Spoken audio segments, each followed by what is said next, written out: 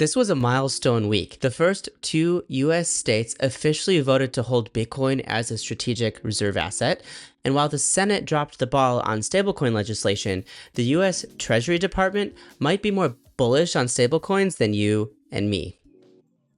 Welcome to State of the Chains, your weekly review of the laws, policies, and companies embracing crypto from the base layer up. The crypto market cap is at $3.3 trillion. I'm Ari, and here are the top stories for the week of Monday, May 5th. So let's get into it. Now, the story that we have to start with, and I think that it kind of went under the radar in traditional media, is the fact that two US states officially voted to approve adding Bitcoin and other digital assets to the state's reserves, right? They might be considered a strategic Bitcoin reserve or a strategic digital asset reserve. The true pioneer here is New Hampshire. On May 6th, they officially voted and it was signed into law to pass the strategic Bitcoin reserve bill. It's going to take 60 days before they can start to officially add Bitcoin or other digital assets to their reserve. The way that they explain it as any digital asset that has at least $500 billion worth of market capitalization or more can be included in this reserve, but Bitcoin is the only one that currently is eligible for that. So this is essentially a Bitcoin strategic reserve bill. So New Hampshire started with it and Arizona followed up shortly thereafter. It's really incredible to see going from no state adoption just a few months ago, just a few years ago, to now we're starting to see a snowballing of states, companies, countries adding Bitcoin to their strategic reserves, right? One great tracker that I've used before, I'll add it in the show notes as well, is the bitcoinreservemonitor.com. It tends to be pretty accurate on what's going on. You can see here, Arizona is green, it's officially been passed, and New Hampshire is also green, it's officially been passed. You can see the states that have so far rejected these bills, and then the current pending bills. I think, here we can see there are 18 pending, one is considering, 2 are passed, 5 are rejected. So this is going to be increasingly interesting over the next few months and years. But the fact that in the last week, 2 states have now officially started to declare their intention to buy Bitcoin is really exciting. And I think we're just at the beginning right now. Now let's move over to Capitol Hill, where the stablecoin bill that's currently been going through Congress failed to get approved. The Senate voted on it this past week. It did not get through. It only got 49 out of the 60 votes required to move it forward. What I've seen is there's discussion around a new version of this bill that will likely be brought forth possibly as early as next week. It did not get the necessary votes, both from Democrats and a few Republicans. I'm not going to go into the details of the reasonings behind some of the no votes. I'm sure that some of it is public posturing. I'm sure that there's some more complicated decision making happening in the background. If you have any insights, let me know and I can share that in a future video. And while we haven't moved forward yet with stablecoins on Capitol Hill, one of the most interesting statements came this week from the U.S. Treasury Secretary Scott Bessent. He said that he sees stablecoins creating a $2 trillion demand for government debt in the next 3 years, by 2027, which is just kind of unfathomable to me. We've seen in the last few months how excited everyone seems to be about stablecoins in general. There's been a lot of M&As around stablecoin companies and focus on investment in these companies as well. I think the stablecoin market capitalization cumulatively is around $300 to $400 billion. So we're talking about going from that to $2 trillion in the next 3 years. I mean, I can't get much more bullish than that.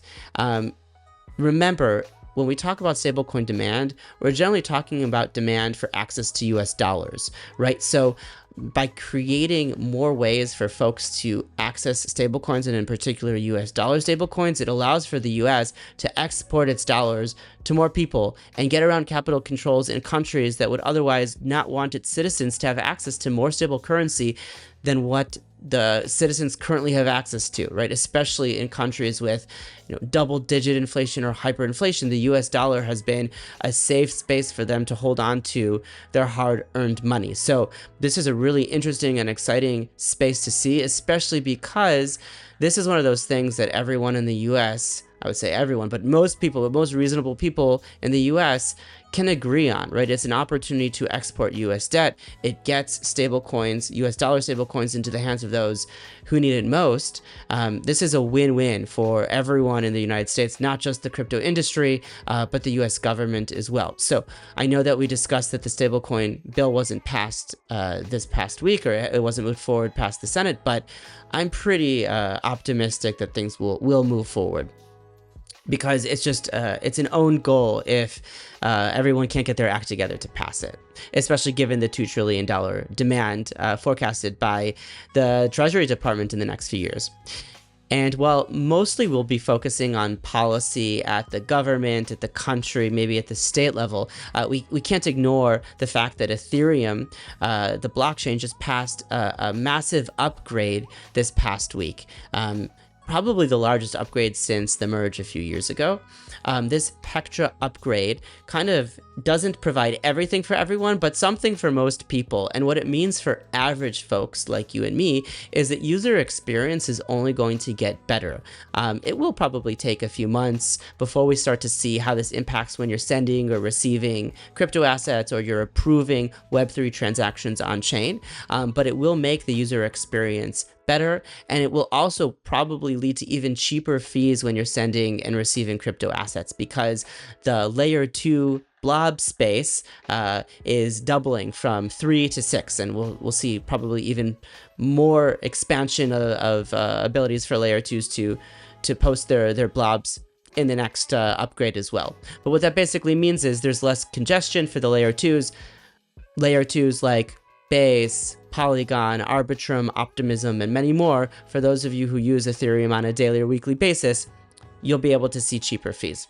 Now, the last story is a pretty incredible one. So Michael Saylor, who was originally the CEO, and I think now he's like the executive chairman of a company that was called MicroStrategy, now it's called Strategy, they held their Bitcoin for Corporations event in Florida this past week.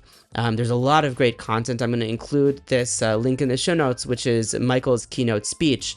But what I wanted to highlight was the growing adoption of companies who are adding Bitcoin to their balance sheets to not just stabilize these companies, but even make them more desirable in the capital markets, right? I'm sure there are many private companies doing this, but public companies are increasingly doing so. And according to at least one of these sources, right, 70 plus publicly listed companies globally are adding Bitcoin to their balance sheets. Of course, you've probably heard of MicroStrategy, now Strategy, Metaplanet, which is going through an incredible run of demand in Japan, Mara, one of the largest blockchain or Bitcoin mining companies in the United States. I know that they have companies, they have resources abroad as well. Saylor Scientific, many others. This is probably just the beginning of a massive wave of adoption of publicly traded companies who are adding Bitcoin to their balance sheets. And it's pretty exciting to see. We'll likely see them moving faster, right, than larger countries and probably many other US states, simply because there are less folks who have to agree to do so. But what we've seen nearly kind of universally is once a company does add Bitcoin to their balance sheet, a public company, that public company's stock tends to go up significantly. So there is demand for this, I guess, play with the public markets. And if there is, I assume that we'll continue to see that more and more. All right, well, that's it for this week. If you learned something, share it. If I missed something, please tell me. And remember, crypto may run on code, but it's governed by you and me. See you next week.